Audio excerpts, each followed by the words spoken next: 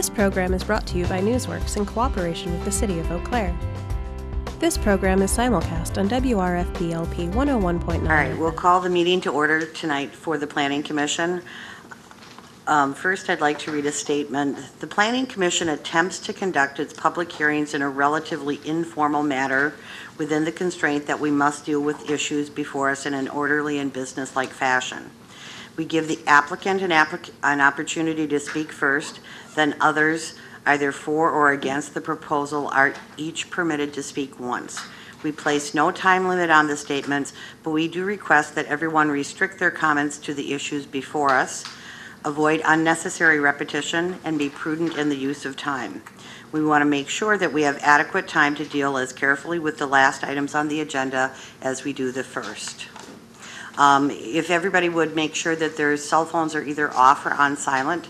If you do need to take a call, please excuse yourself from the room. The first item on our agenda tonight is a certificate of appreciation for Terry Weld. Terry, you want to come forward? I'm going to stand back here so I have a microphone. Certificate of appreciation. Whereas Terry Weld has served the citizens of the City of Eau Claire as a plan commissioner since October 2011, and whereas he has been a strong advocate of comprehensive planning, site planning, city and riverfront beautification, and neighborhood revitalization, and whereas he has served as chairperson of the Plan Commission from May 2014 to April 2017, and whereas his thoughtful and detailed review of development proposals have encouraged higher quality development within the community, now therefore the City Planning Commission of the City of Eau Claire hereby shows its appreciation as well as the appreciation of the city staff and the citizens of Eau Claire to Terry Weld for his contributions, leadership, and service to the City of Eau Claire. Thank you. Thank you.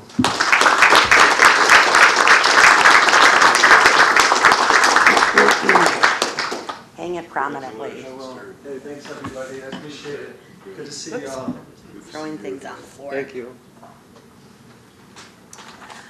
Oh, okay, so the first item on our agenda is public hearing for recommendation rezoning from C3H to C3P Marshfield Clinic. Are we going to take these all as one? Yes. Okay.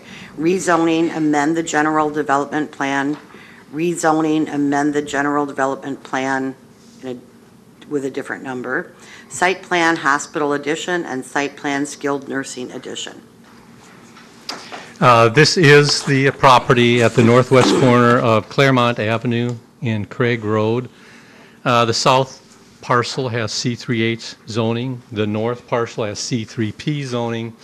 And there's a west parcel with C3P zoning. The surrounding properties are mostly commercially zoned. This is an aerial photo then of the property showing the former hotel on the south parcel, which has been demolished.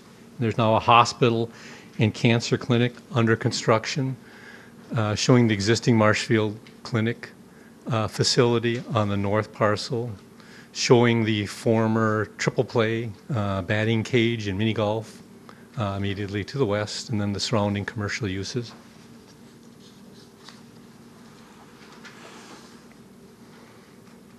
This is the master plan for the property, showing the hospital and cancer clinic, which is under construction, and then the proposed addition on the north portion of that property with loading dock, showing the existing Marshfield facility on the north property and its proposed addition on the south wall of that facility, and then showing the former triple play facility with the access drive to the loading dock, turnaround, and accessory facilities. And then this is a blow-up site plan we received with this application. Again, showing the hospital and proposed hospital expansion up to the north property line, the loading dock, the MRI access drive they're adding along the west wall of the hospital. for the property to the north, showing the existing Marshfield facility and its addition to the south property line. And then the triple play facility with the access drive extended into the site to the loading dock, the turnaround, and the accessory facilities on that site. There's also a letter from applicant explaining the request in your packet. Application proposes to rezone the parcel with the hospital and cancer center under construction from a C3H to a C3P. C3H zoning establishes special setbacks. The proposed C3P zoning will maintain these same setbacks on this property. The allowed uses and all the design standards of a C3H district are the same as a C3P district. The site plan then shows a 5,300 square foot addition on the north wall of the hospital. Applicant's letter describes this addition as a loading dock and mechanical space. There is no parking requirement for this addition. The parking requirement for the hospital is 66 stalls, and they have provided a 95-stall parking lot on their site. The MRI access road is also shown along the west side of the hospital. The application then also proposes to amend the general development plan for the C3P zone parcel to the north. This is to allow that addition as shown on the site plan wall to the skilled nursing facility and clinic to the north. The parking requirement for this addition is noted as 3 stalls. This addition has 600 square feet of skilled nursing facility expansion within it, which does have that parking requirement of 3 stalls. The parking requirement for that building to the north is 520 stalls. This parcel and the property across the road to the east has 633 parking stalls, leaving 113 available for parking. The cancer clinic, which is under construction on the parcel to the south, has a parking requirement of 150 stalls. It has 53 stalls available on its site and uses 97 stalls from the property to the north through a cross-access and parking agreement to meet its parking requirement. You add all that up, it leaves 16 stalls available for this addition, which has a 3-stall parking requirement. The application then proposes to amend the general development plan for the C3P zone parcel to the west. And that site plan shows then the access road extended into the loading dock area with a turnaround, and then these accessory facilities, which are generator, fuel tanks, and mechanical equipment. The comprehensive plan designates the areas being appropriate for commercial development. They show foundation plantings on the back wall of the addition to the skilled nursing facility. We are recommending foundation plantings on the front wall of the nursing facility and the hospital to match the plantings that already exist with those facilities. We are recommending these 3 generators and the fuel tank, if it's above ground, be screened with a fence. Fire department does need to review that fuel tank in terms of site access. They do note exterior lighting for the area, and that needs to meet city standards. Grading and drainage is reviewed along with other city services within the packet, and they are consistent with the previous approved plans for the hospital and clinic additions. There's a letter we received in advance of your hearing. We handed that out to you. We are recommending approval of the rezoning and general development plan. The site plan has a draft letter with conditions. Those conditions require 2 copies of a revised landscape plan showing those front foundation plantings, showing screening fence for the 3 generators and fuel tanks, requiring fire department approval of those fuel tanks and site access, and that we'll review their exterior, and that the exterior lighting meets city standards. With that, I'd answer any questions. Are there any questions? Commissioner Mitchell. Thank you. Ms. Darrell, what's a MRI access road? Our understanding, and you could ask applicant that question, they bring their MIR truck, which is a mobile facility, and park it here during its use, and then it is removed when it's not used. But I would ask applicant if that's the case. Our understanding that that's the only purpose of that drive is for the parking of that truck. Are there any other questions? Commissioner Klinkhammer. Thank you, Madam Chair. The letter that we received regarding that parking lot across, is it Craig Road? Uh, Is there, I mean, explain to me what this is Sure. telling us here. It is C3P now, why would it be changed? The original general development plan for Marshfield included this parcel and the parcel across the road. We've received a site plan proposing that addition to the south end of their facility. It affects the parcel on this side of the property. It's been the city's practice for 27 years that then involves an amendment to that portion of the general development plan. There is no proposal to make any changes to the C3P property across the road, so there's no need for that to be part of this amendment. Thank you. Are there any other questions? I have one. Daryl, the easement that accesses the area where the fuel tank and the generators are, I'm assuming that that easement is already in existence now? That's correct. That's the existing easement across Pizza Hut's property Okay.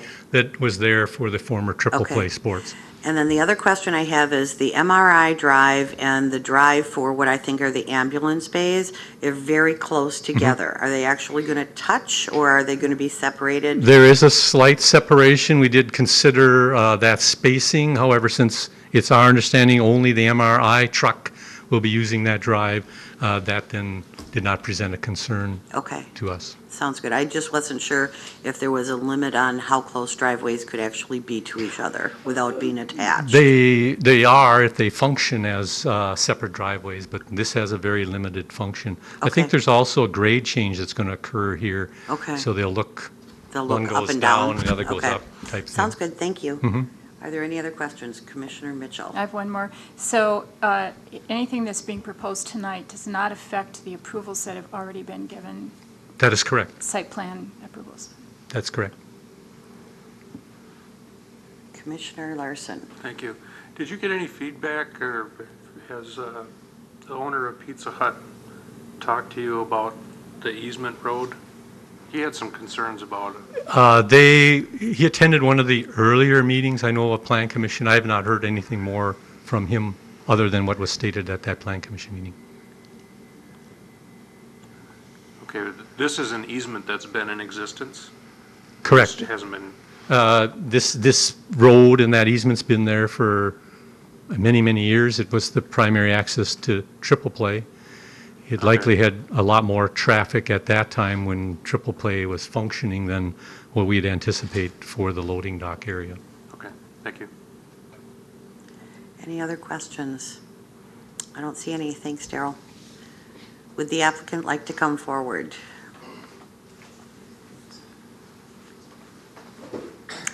Oh, you know, one piece of paperwork that I forgot. There's yellow pieces of paper at the back of the room, and if you're going to be speaking, you need to fill that out and then hand it to Ryan in the blue shirt. You can do it retroactively, sorry, forgot to mention that. And please state your name and address. My name is Brian Lambert, E3090 James Lane. Speaking on behalf of Ayers Associates, Lisa Fleming, and then Marshfield Clinic. I guess I'm just here to answer any questions you may have, I heard, regarding the MRI road or easements or anything, and follow up on those. Are there any questions for the applicant? Kathy, Commissioner Mitchell. Thank you. Well, was Daryl correct about the definition of an MRI access road? Daryl was correct. That's there's going to be a mobile MRI imaging semi that goes in that road and parks on the west side. There'll be an entrance for their mobile unit.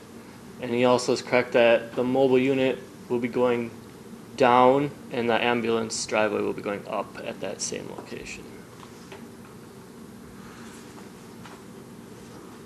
Are there any other questions for the applicant? I have one. The addition from the clinic and the small addition from the hospital, is there going to be a corridor so you can go directly from the hospital into the clinic, or is it separated by that mechanical room? There will be a corridor between the existing skilled nursing facility and the new hospital. Okay, Yes. thank you. Any other questions for the applicant? I don't see any at the moment. Thank you. Thank you. Would anyone else like to speak to this issue?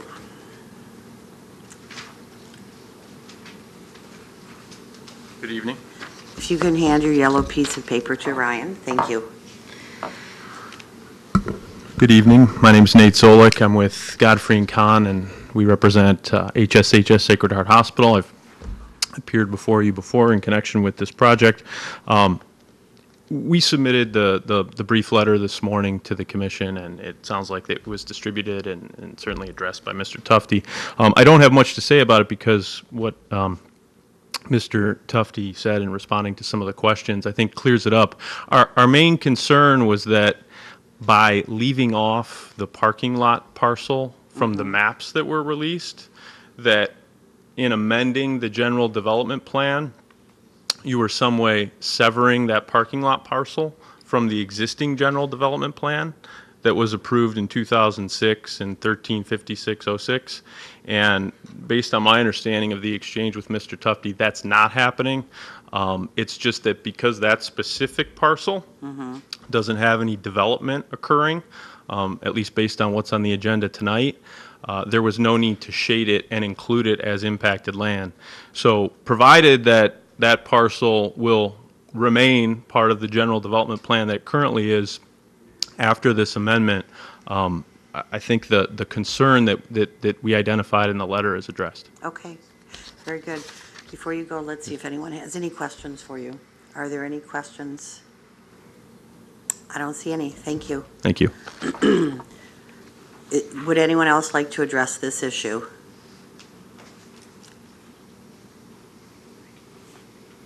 Good evening, Jeff Cotter, I'm an attorney representing Marshfield Clinic. I just wanted to speak to clarify one thing that Mr. Zolik said and also what was stated in their letter. This current application does not impact the parking lot parcel at all.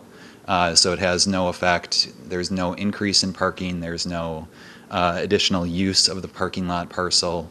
I think in Mr. Tufte's statements, he was saying that the current application only affects the parcels on the west side of the street. So we just wanted to clarify that nothing within this current application is affecting that parcel. Okay, thank you for Thank that you. clarification. Are there any questions?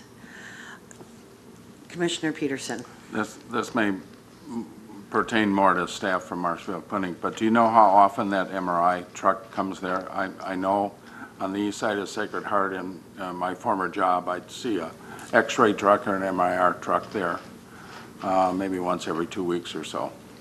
I'll defer to Mr. Lambert. Okay. Thank you. Mr. Lambert, would you like to come forward again?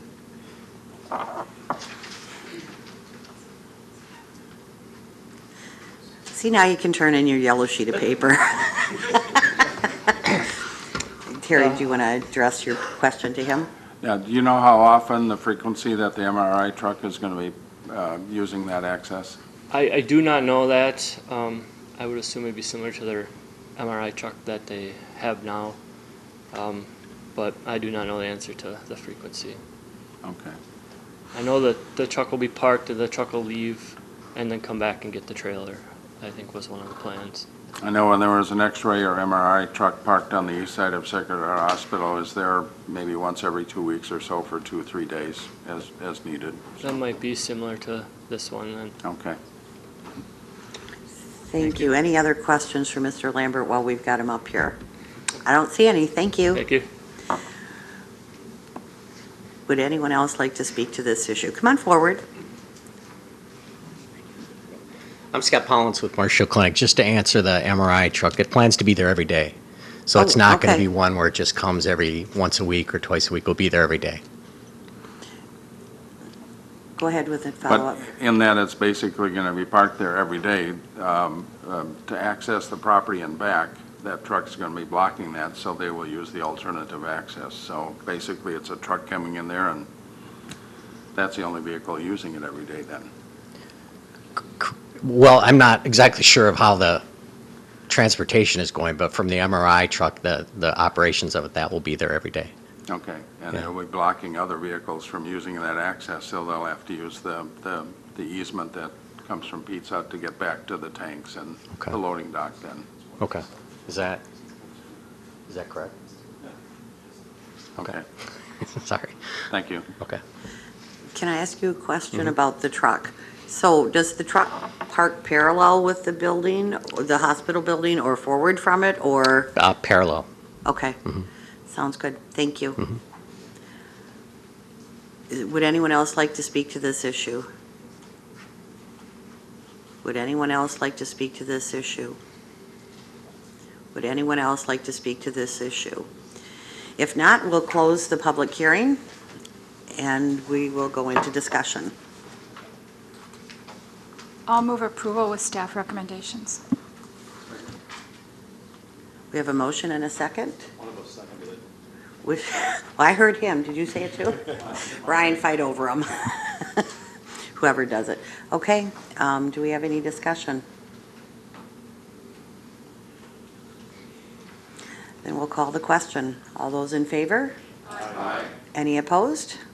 Motion carries. Thank you.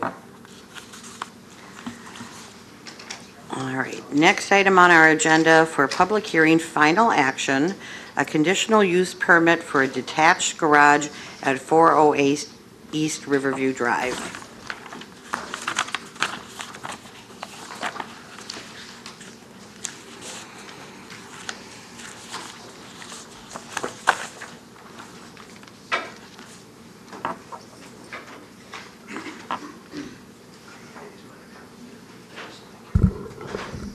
Okay, the proper owner at 408 East Riverview Drive would like to obtain a conditional use permit for expansion to a detached garage.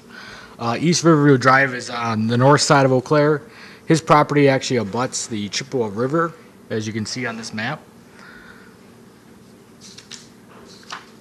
Here's an aerial view of the home, and then the detached garage is here. Also, I have a picture the applicant provided. The garage expansion is actually where the boat and jet ski are currently. And as you can see with the home, it is a pretty large size home with a 3-car attached garage. The request is to expand this detached garage 24 by 24. The existing detached garage is approximately 720 square feet. With the addition of a 24 by 24, it will be approximately 1,300 square feet. The existing attached garage is a 3-car, 720 square feet. The combine of these two garages potentially will be up to about 2,016 square feet, which is over the 1,500 square feet for accessory garages, a combination of accessory garages and attached garages. With the zoning ordinance, section 1830, the commissioner members will have to find adequate to the lot and size, which is approximately 1 acre. Also, the nature of the principal use, which is a single-family home. The use of adjacent properties, which most of them are single-family. The city of Eau Claire does own across the street. If it's impact to the adjacent neighbors, as you can see on this map here, there's existing tree line between the two properties. Here shows it pretty well. There's a pretty good pine trees in between the two properties. This request, the lot is a single-family home. It's approximately 1 acre, which is larger than the typical single-family homes in Eau Claire City. Most of the homes in this area have either a 2-car garage, triple garage. Some of them have detached garages. Some of them do not. Like I mentioned before, the existing trees will not be cut down. This truck here is where it's actually going to go, so they shouldn't impact any of the trees. The Plan Commission will have to determine if this is an appropriate request. The staff would recommend approval of it, and I would be happy to answer any questions. Are there any questions for Ryan? Commissioner, Were there any, there aren't, doesn't appear to be any document of the street frontage of that building? I mean, we've got the position, but the drawing that was given is only of the side with the doors, so there's been no indication of what the street side would be. I suppose it would be The street side would, essentially blank. I would assume it would look like that, but the applicant is here and would be able to answer that question. are there any other questions for Ryan? Go ahead, Commissioner Seymour. Thank you. Ryan, is there a standard setback for Riverview Drive in this area? Typically, it's a 30-foot setback. So 80 foot with the addition is It's significantly plenty of off the space. road, yes. Okay. Thank you, Ryan. Are there any other questions? I don't see any right now. Thank you. Is the applicant here? If you'd like to come forward.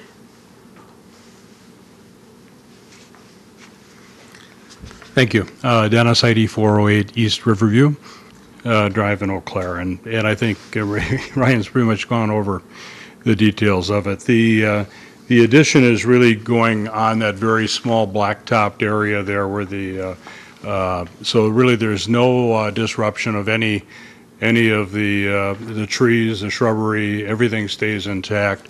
The setback between my property and the property to the north, it's probably east or west, it turns there, but to my next door neighbor is 15 feet as opposed, so it's in excess of what the standard setback is. So I don't think there should be any, we got an 80-foot setback to Riverview Drive, which is far in excess of the setback, so. Are there any questions for the applicant? Go ahead. Yeah, have you spoken to your neighbors about the addition to the garage? I've talked to all my neighbors, yeah. Nobody seems to, we're in an area, there's, like you mentioned, there's an awful lot of detached garages. Sure. I think we have way too many toys down there. Okay, thank you. Are there any other questions for the applicant? I have one quick one if no one else does. All of the houses are set much closer to the river than where this garage is, so that nobody's going to look out their kitchen window and look at the garage particularly. No, I actually, the houses, on the backside of the house, if you're sitting out on your deck, you don't see any of the other houses. Okay. The development, when it was put in where it kept a kind of a park-like transition all the way down the riverfront. Okay. So, and we tend to sit on the riverside more than we do on the street side. Probably, great. Yeah. Thank you. Okay, thank you. Is there anyone else who would like to speak to this issue? Is there anyone else who would like to speak to this issue? Is there anyone else who would like to speak to this issue? If not, we'll close the public hearing, and I'll be looking for a motion. Oh, Commissioner Brenholm. I'll move approval. Second. We have a motion and a second. Any discussion? Commissioner Peterson. I think that this is an addition to an existing garage, pretty much makes it minor impact to any neighbors. And as he said, I haven't heard from any neighbors here, so I'm going to vote in favor of it. Thank you. Any other comments? All right, we'll call the vote. All those in favor? Aye. Any opposed? Motion carries.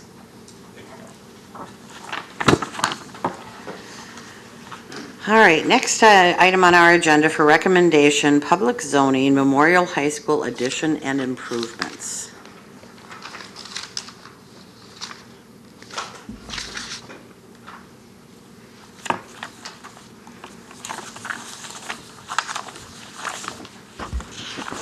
This is Memorial High School off of East Claremont Avenue in Keith.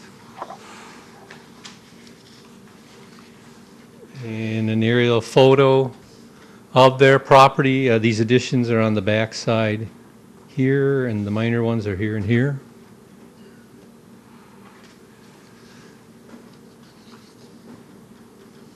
And that's the overall site plan for the property, again showing the larger addition. This is their main entrance into their gymnasium, and then the two smaller additions kind of tucked back into corners. And a blow-up of those additions, again, the major addition, which is the main entryway into their gym, and then the smaller additions. And the elevation for the larger gymnasium addition. There's also a narrative from applicant explaining the request in your packet. The project does result in the loss of 6 parking spaces. The letter from the school district indicates they believe they have ample parking for the school and that this minor loss in stalls will not impact overall parking requirements. The parking requirements for a high school is based on a study. We would agree with applicant's statement in that we particularly believe in the back of this building they do have ample parking. Engineering, fire department have reviewed the request. Signs we will review with permit, and we have recommended approval. We did receive a letter which we did distribute prior to your meeting. Are there any questions? Are there any questions for Daryl? Commissioner Mitchell? I have one. In the letter from the city engineer, it says care should be taken during restoration of the area around the additions to grade the pavement and landscaping to drain to the existing drainage facilities. Does anybody check on that? Do we just count on the school system to take care? In a small site plan like this, we would rely on them to do that. The only people that'd be impacted if they don't do that would be themselves. So it'd be a self-inflicted injury. All right, or do we have any other questions? I have one. The letter that we received talks about bike racks. Yes. Is there a requirement for bike racks within there? No, this addition does not impact the parking requirement in terms of adding more parking, in which case then they would have had to put in the bike rack. Okay, thank you for that clarification. Any other questions? Commissioner Peterson? Do you know where the bike racks are now in relation to the existing entrance to the gym? I don't, but I know applicant's here and he may be able to answer that question. Okay. Any other questions for Daryl? I don't see any right now. Thanks. Would the applicant like to come forward?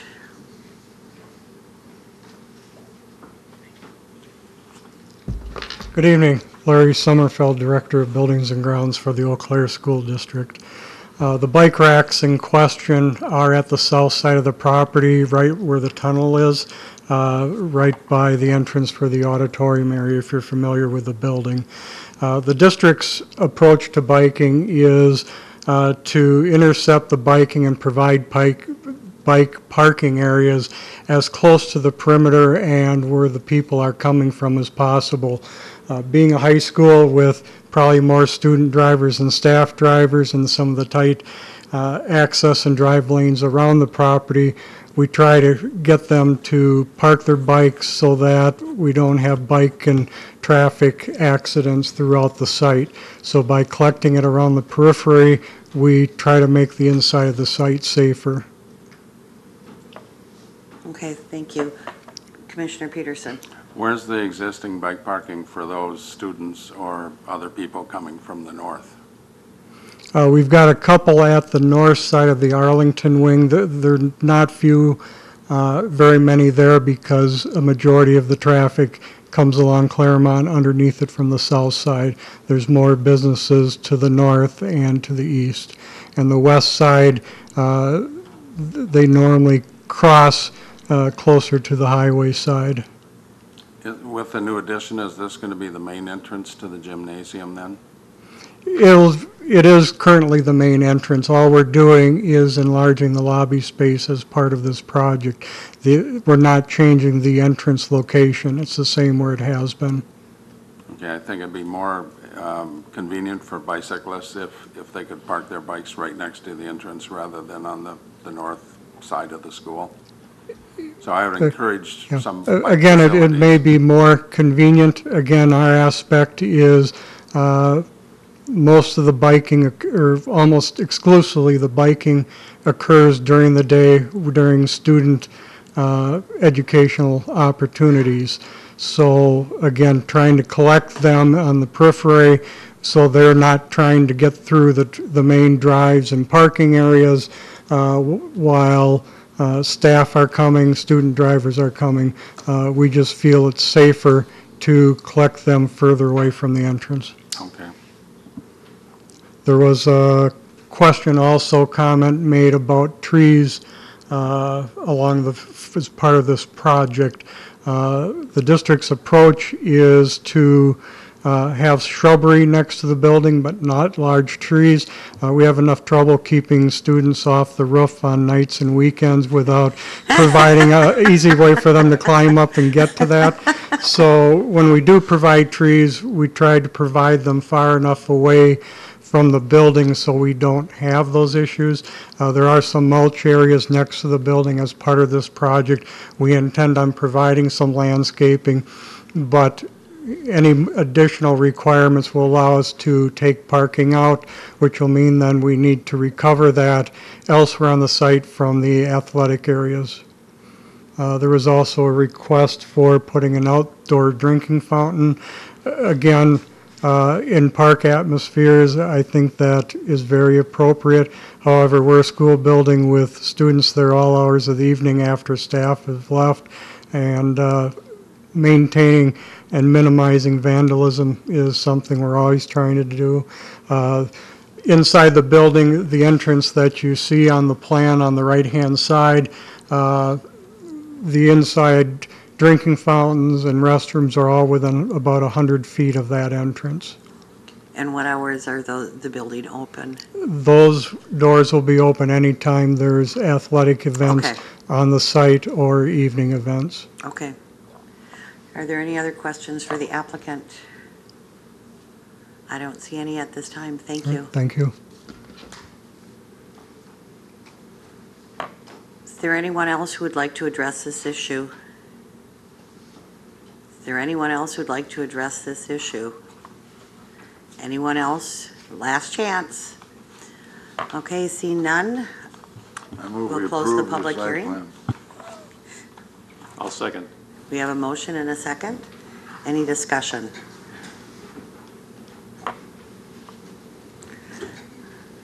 If we have no discussion, I'll call the vote. All those in favor? Aye. Any opposed? Motion carries.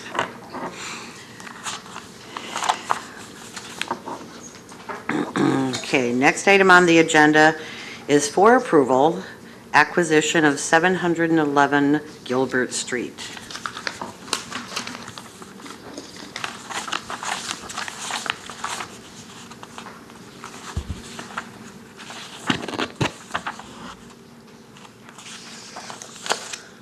This property is on Gilbert Street, north of 7th.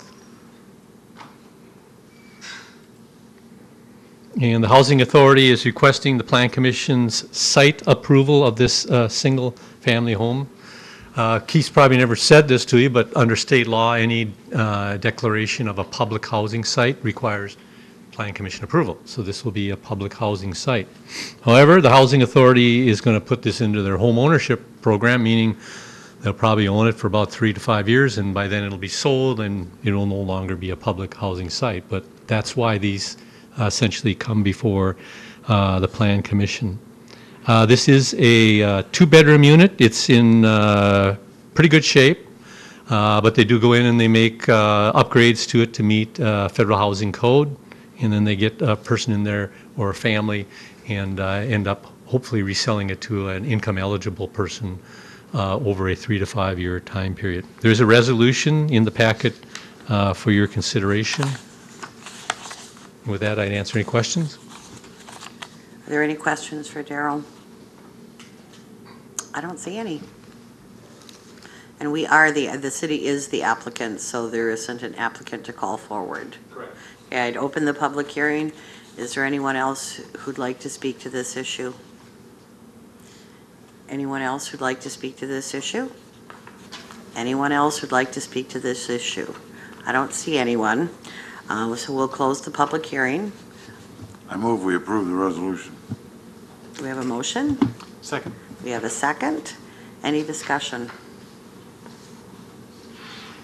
Call the question. All those in favor? Aye. Any opposed? Motion carries. Okay, so that's done.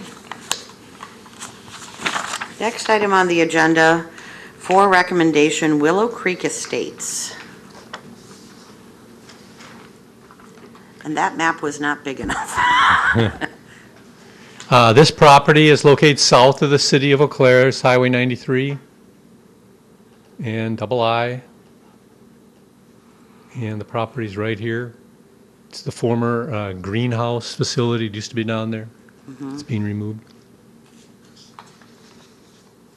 This is the preliminary plat for the property, which Planning Commission has already approved. Creates 7 lots for single-family development. And then this is the final plat for the project, also with 7 lots. It is within the extraterritorial review jurisdiction of the city. Under our agreement with the town, it's in an area that's designated for 2-acre lots or density standard. This area was originally allowed 9 lots. They did create 2 of those lots by certified survey map. So they have 7 lots left, which is what they're showing with this final lot, and they are within the 2-acre lot size or density standard of our agreement. This final plat is consistent with the preliminary plat for the project, and we have recommended approval. Are there any questions for Daryl? I don't see any. Thank you. Is the applicant here?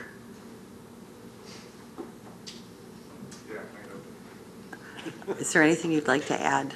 No. There may be questions for you. Are there any questions for the applicant? I don't see any. Is there anyone else who'd like to speak to this issue? Is there anyone else who'd like to speak to this issue?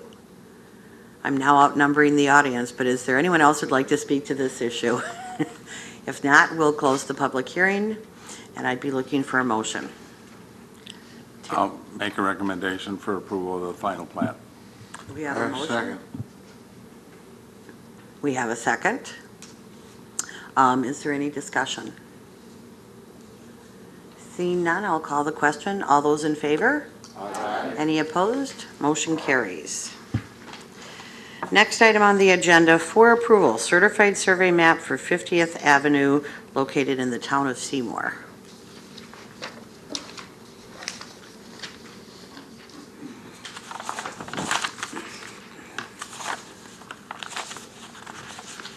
This property's in the town of Seymour off of North Shore Drive at 50th Avenue, 5 Mile Creek, the northeast corner of Altoona Lake. The property is here. There's also a letter from applicant in your packet explaining the request. This property is 1.9 acres in size, and they're proposing 2 lots, each 0.95 acres in size. The property is within the sewer service area of the city, and under the terms of the agreements we have with the town, it is restricted to 10-acre lots. However, the Plan Commission may grant exceptions to that 10-acre standard based on the provisions we put in our report.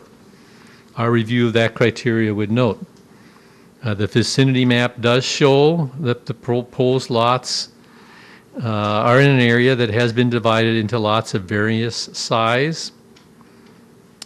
These existing lots, this 1.5 acre and this 1.9 acre, were approved by the city under the old 1.5 acre lot size requirement that used to be in our subdivision code.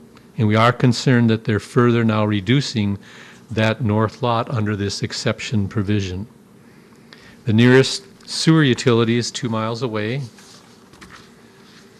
Creating these infill lots will lessen pressure on development outside the sewer service area. The proposed lot split is by CSM. The proposed lots are smaller than most of the surrounding lots. This lot is 1.5 acres in size. That's 1.1. That's 2.5. These lots do range from 0.33 up to 1.3 acres in size. The Commission does need to determine if this request is consistent with the provisions of our agreement. With that, I'd answer any questions. Are there any questions for Daryl? I don't see any. Is the applicant here? One question. Oh, yes. Commissioner Peterson. Do you know how the lots on the east side of that roadway got Created? so small? Were they? They all pre-existed prior to any review by the city. Okay. Thank you. Any other questions for Daryl? Commissioner Klinkhammer. Thank you, Madam Chair. Being the resident expert in this room, is it consistent with our understanding with the towns? That is your determination. Past plan commissions have approved a lot of these, and we're waiting for a plan commission to make a decision that this is no longer consistent, because that's going to then draw the line in terms of a precedence has now been set. This has gone too far. And this is one where we're concerned it maybe have gone too far. So you guys got to make the call, and we're waiting for you to set that precedence so that we're seeing a lot of these. We'll soon say, well, you made that call on the last one, and that set the precedence that I think you guys should be following in terms of the review of these situations. Go ahead. If I may.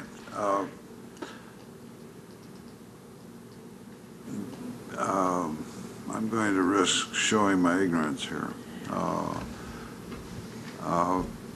Could you give me a lesson in zoning 101 that would illuminate for me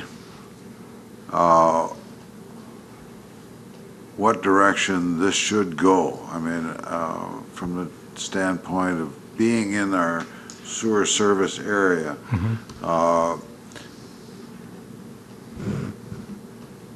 do we want, what is our modus operandi here? What do we want? Again, within the sewer service area of the city, the intent of the agreement is that someday that will be developed based on city standards with city sewer and water. And therefore, we put in place a 10-acre lot size requirement to simply stop more development within our sewer service area that's on septic systems and wells. That was the intent of the agreement we have in place. We recognized in doing that that there are going to have to be exceptions made because there are these lots that are surrounded by smaller lots that it isn't reasonable to say you got to sit there and wait till sewer and water gets to you. In this case, it's 2 miles away, so it's going to be a long wait. So we're going to give some exceptions. I think the key provision, when I look at the standards which are in the report, is provision F. The proposed lots must be reasonably consistent in size with the existing adjacent lots.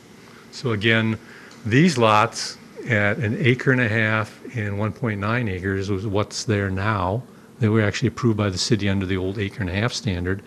And you look at what's around it, you have, again, you'll have around it now 1.5 acres, 1.5 acres, and a 2.5 acre, and then lots which are some smaller, but some will actually be larger than these proposed 0.95 acre lots. So that's the way I look at it, are these proposed lots reasonably consistent in size with the existing adjacent lots? That's the Plan Commission's call. And one of these times, a Plan Commission will say that's not reasonably consistent. They're actually smaller than the surrounding lots, and that's going to set the precedence in terms of future review by future Plan Commissions. Commissioner Seymour. Thank you. Daryl, if you took the average of all the lots that are adjacent, do you know what that is? I did not do that. We used to do that, but that wasn't a convincing way to express this to a commission, so we've stopped doing that. Instead, we just show the maps. We make the applicant provide these maps showing the lot sizes so that you can make a determination under that provision F that's in city code. Thank you. Mm-hmm. I have a question for you. If we assume that at some point in the future that city water and sewer does come out here, okay, the properties that have the larger amounts of street footage are going to pay more for the water and sewer than those that have lesser footage on the streets, right?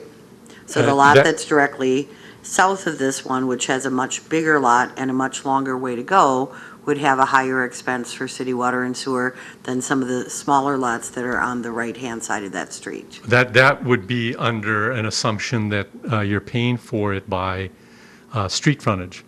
They Okay. could do this by an assessment district that bases it on lot size. Okay.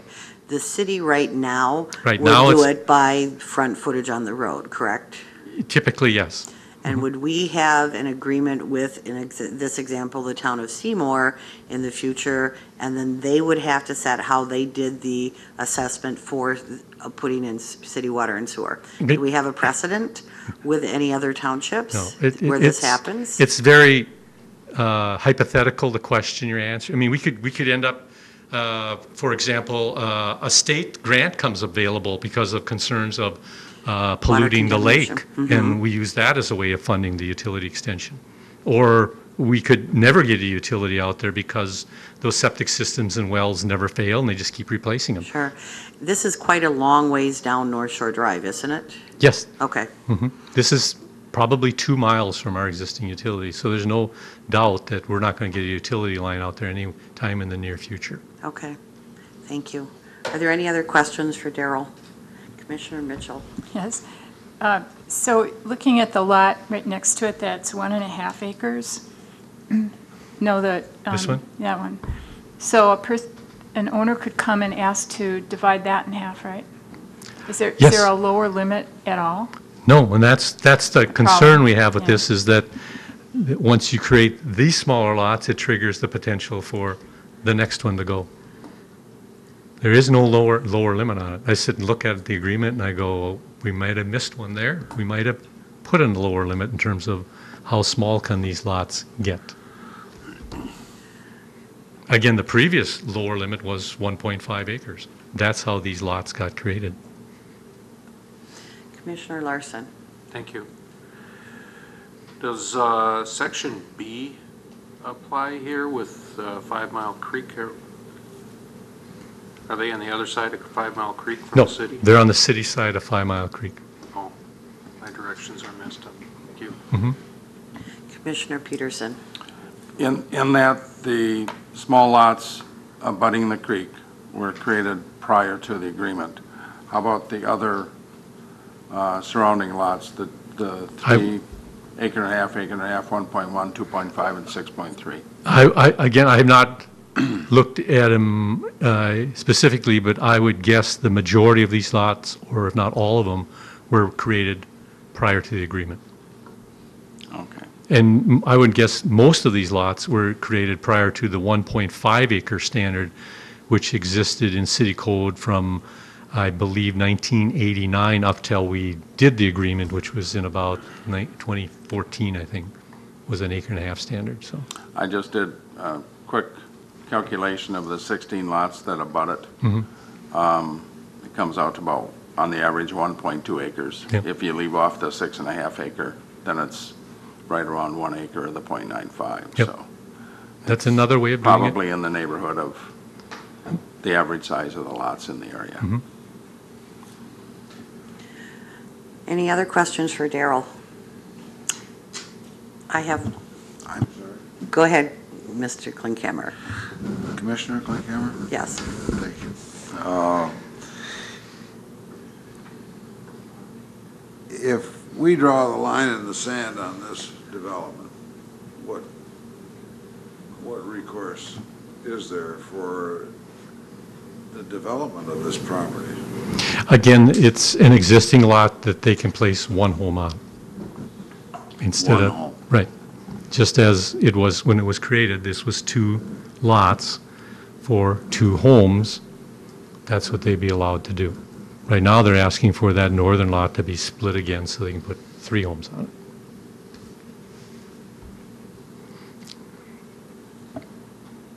Commissioner Peterson? In that we're dealing just with the lot size and That's- the zoning is up to the town of Seymour. Correct. Could they put an 8-plex on there?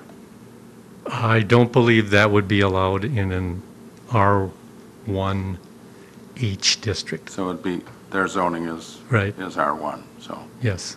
okay. I have one final question. the property that's located directly to the south of the two lots in question, that has a house on it currently? I believe so, yes. And it's placed right in the center of the lot. So there's not a realistic way for that property to be split into two lots ever and subdivided into a smaller parcel, unless that house was somehow destroyed. Huh? The house is on the west half of that lot. So there's Oh, it's right here. How they could split this way is what John's saying. Oh, okay, okay.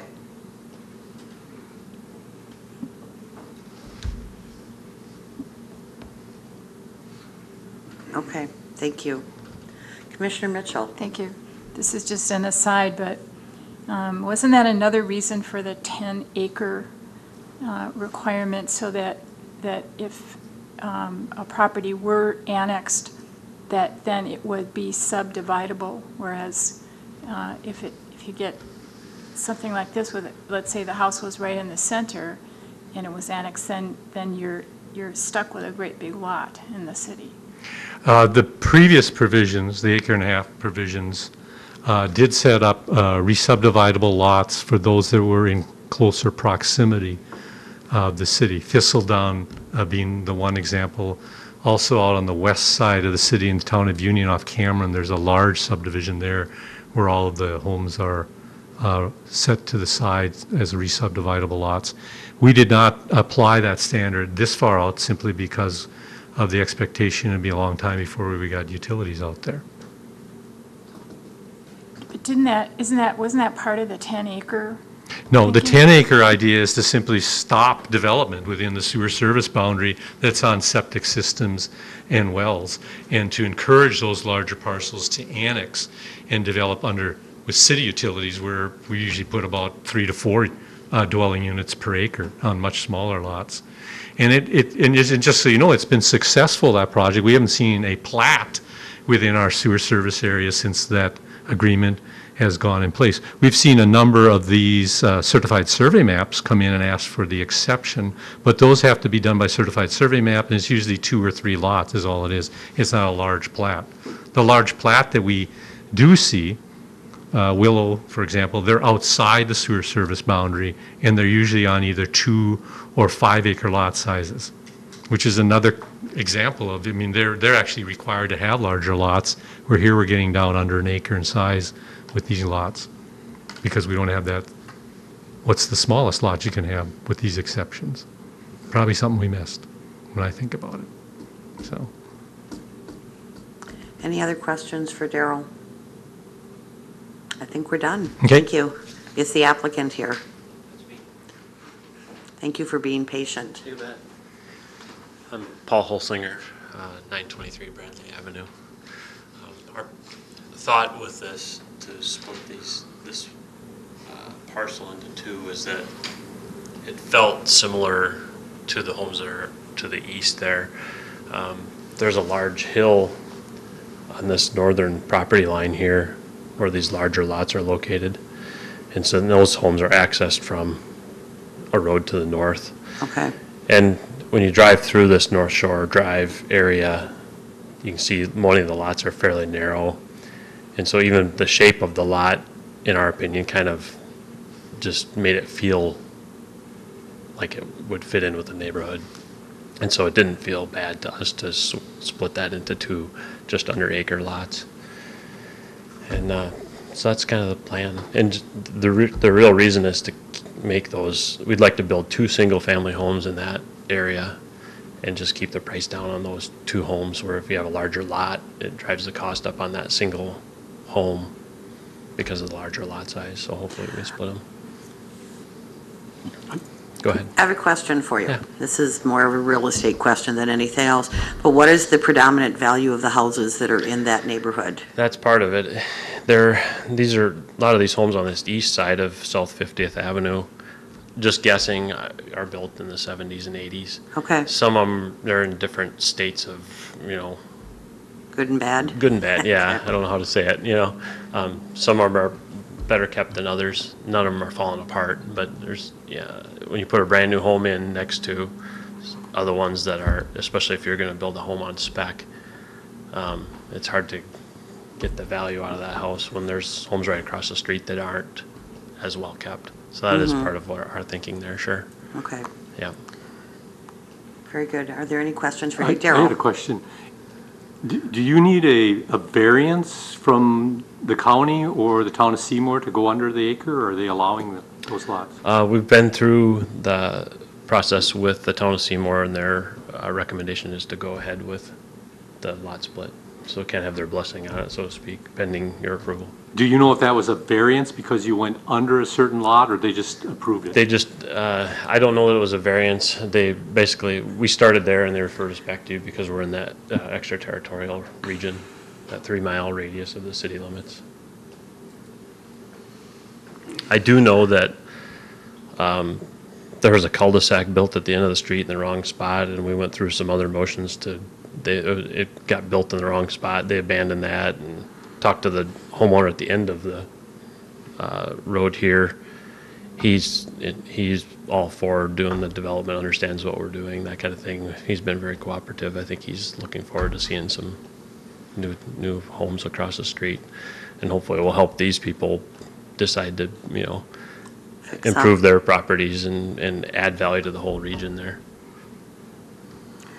Thank you. Are there any questions for the applicant? I don't see any. Thank you. Thank you. We'll open the public hearing, but I don't see anyone here to ask any questions. Do we have to do it 3 times? No. Okay. We'll close the public hearing then. I'd be looking for a motion.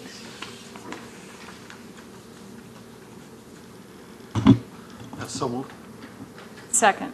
We have a motion and a second. Any discussion? Commissioner Klinkhammer.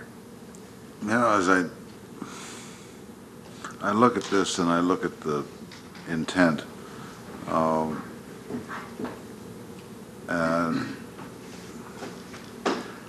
I have to say, it would make sense to me to draw the line in a different sandbox than this one. I would agree with that. Any other comments? Shall we call the question? All those in favor? Aye. Opposed? Aye. Motion carries. Thank you. All right, next item on our agenda is for recommendations, street vacation, 6th Street north of Maple Street.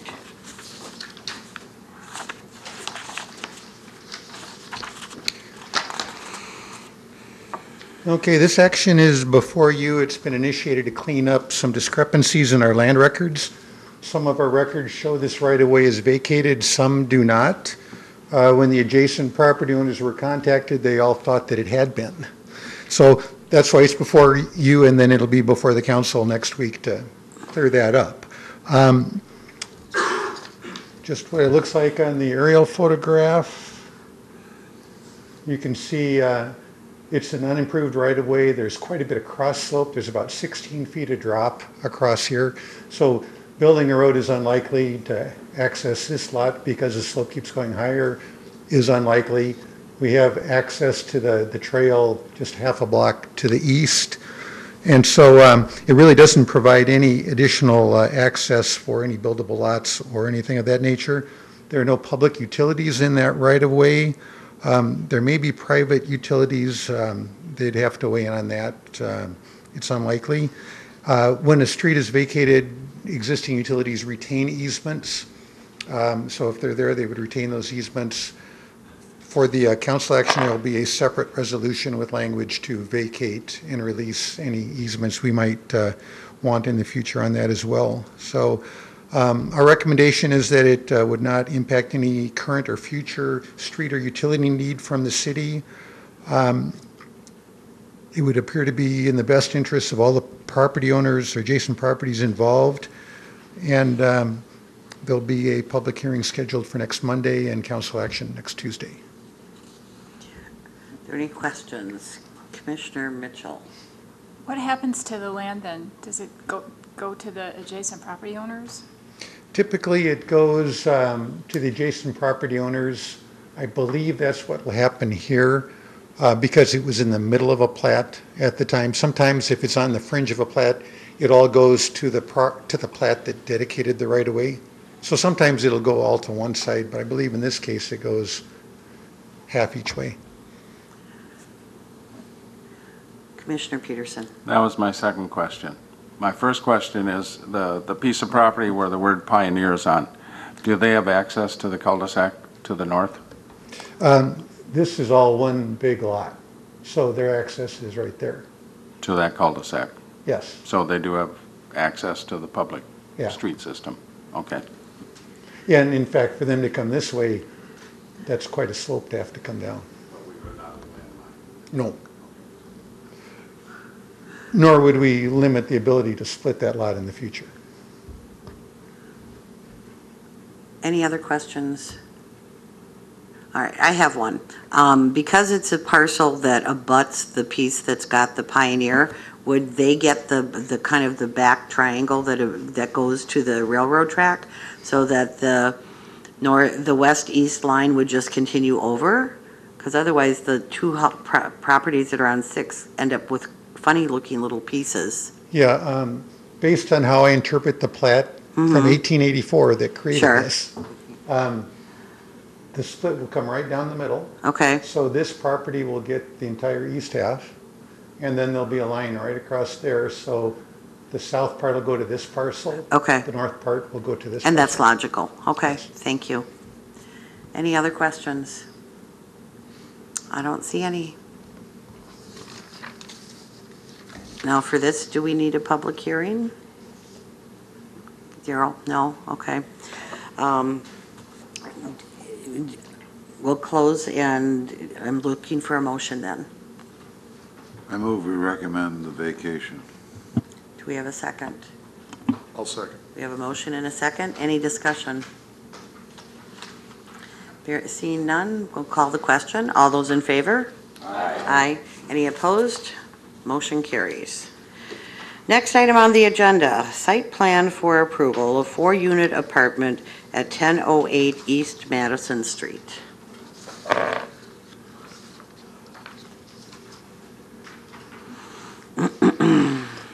Okay, this property is on the corner of the northeast corner of Putnam and East Madison. It's currently a vacant parcel. It's across from the Hilltop Tavern, which is across Putnam.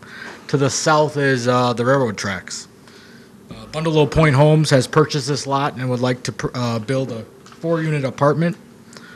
Each unit will be a 1-bedroom and 1 bathroom.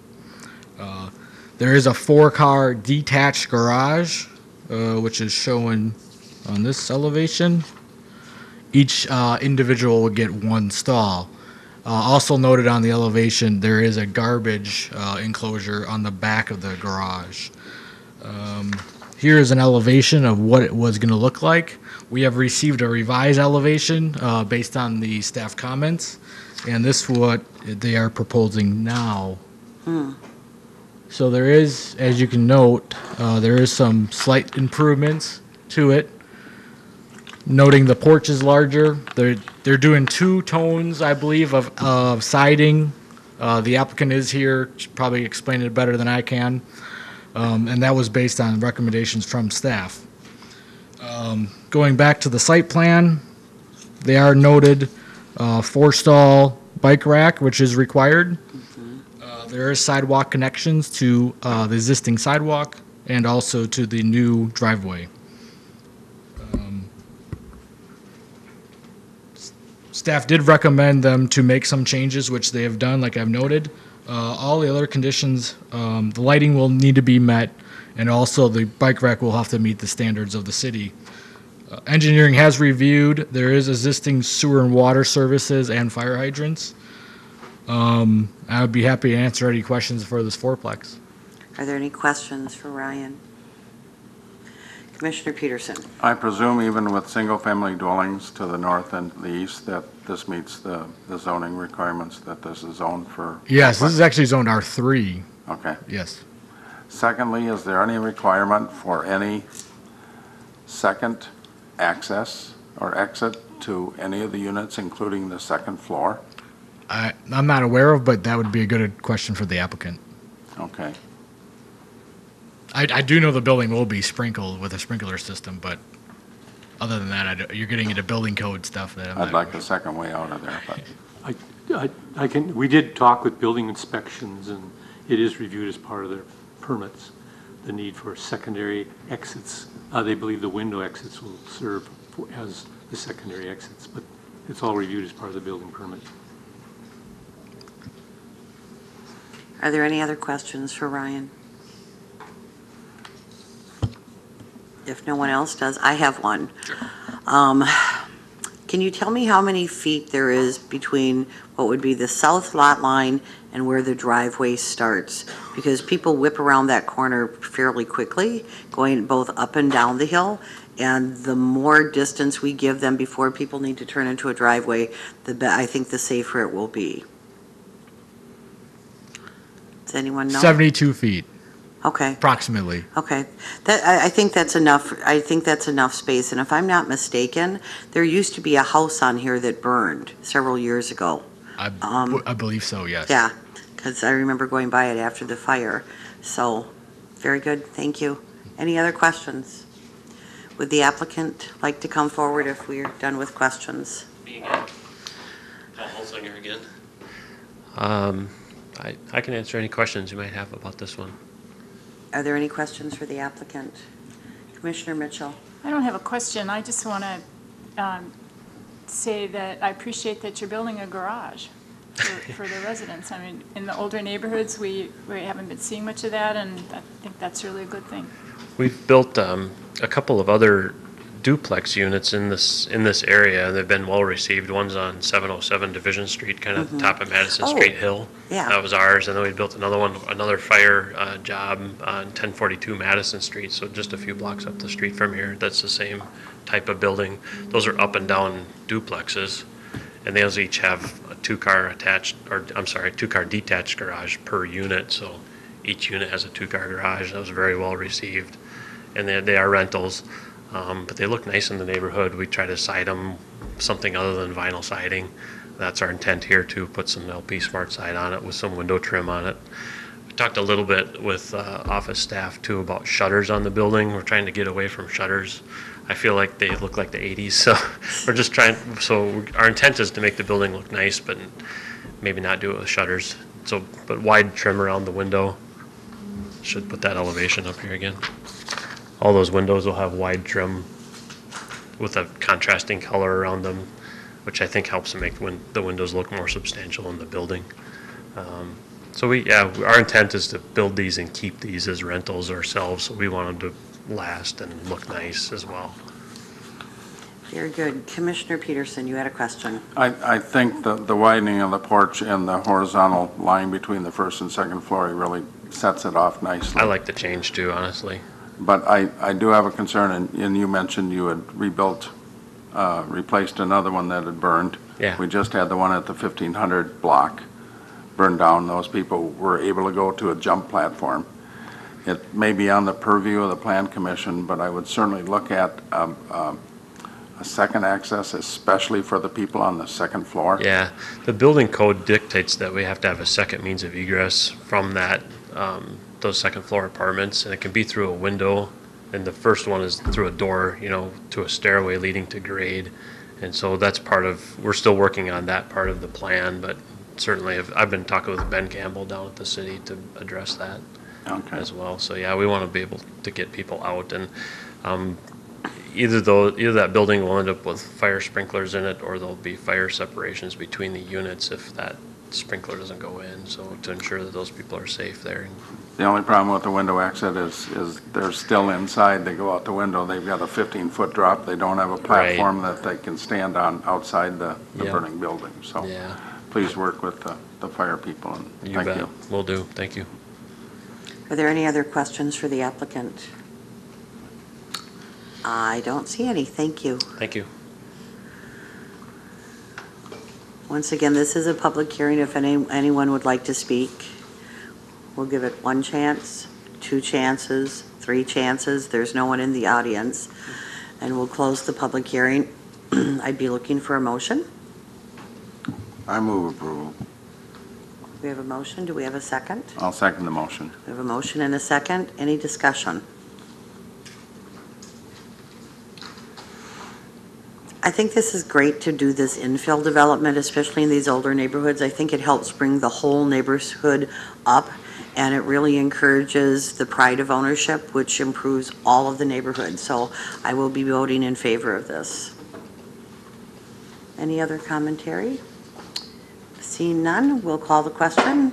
All those in favor? Aye. Any opposed? Motion carries.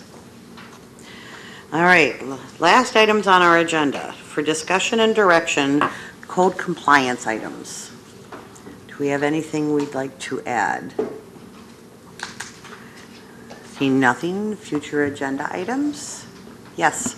I need to ask a question. Plan Commission's meeting in July is July 3rd. How many are going to actually make it to a July 3rd meeting? I'm in Washington State. 3, 4, 5, 6. Okay. We are working on trying to cancel it, but I can't guarantee that we can do it if an emergency comes in. But that's just so you know, I just wanted to make sure we had a quorum here, and with 6 hands, I guess we do. Thank you. All right, any additions or corrections to the minutes? Seeing none, we are adjourned.